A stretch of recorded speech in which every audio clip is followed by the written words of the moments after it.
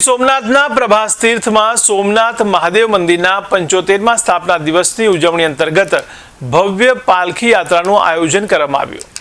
તો સોમપુરા તીર્થ પુરોહિત બ્રહ્મ સમાજ દ્વારા આયોજિત આ પાલખી યાત્રામાં કથાકાર રમેશભાઈ ઓઝા, જિલ્લા કલેક્ટર દિગ્વિજયસિંહ જાડેજા અને સાંસદ રાજેશ ચુડાસમા સહિતના મહાનુભાવો જોડાયા હતા।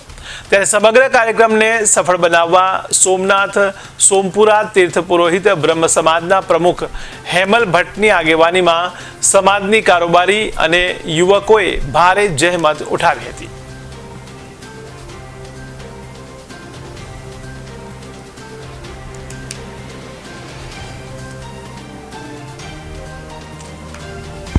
प्रवास क्षेत्र में भगवान सोमनाथना सानिध्य में त्रिवेणीना तटे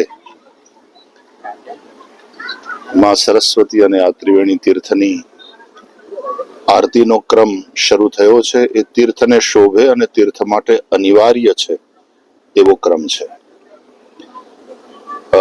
आज अहींया तीर्थनु पूजन करी अने आ आरती करी અને બધા જ અહીંયાના અમારા જે સોમપુરા બ્રાહ્મણ સમાજના ભગવાન સોમનાથ દાદાના પૂજનમાં લાગેલા બધા આચાર્યો છે, એમણે પૂજન અને આરતી સંપન્ન કરાવ્યા। ખૂબ આનંદ આવ્યો। મેં મારા પણ જે સજેશન્સ છે થોડા આપ્યા છે। આવનારા દિવસોમાં જ્યારે આપણા માનનીય યશસ્વી પ્રધાનમંત્રીજી સમગ્ર ભારતનો વિકાસ કરી રહ્યા છે અને તીર્થો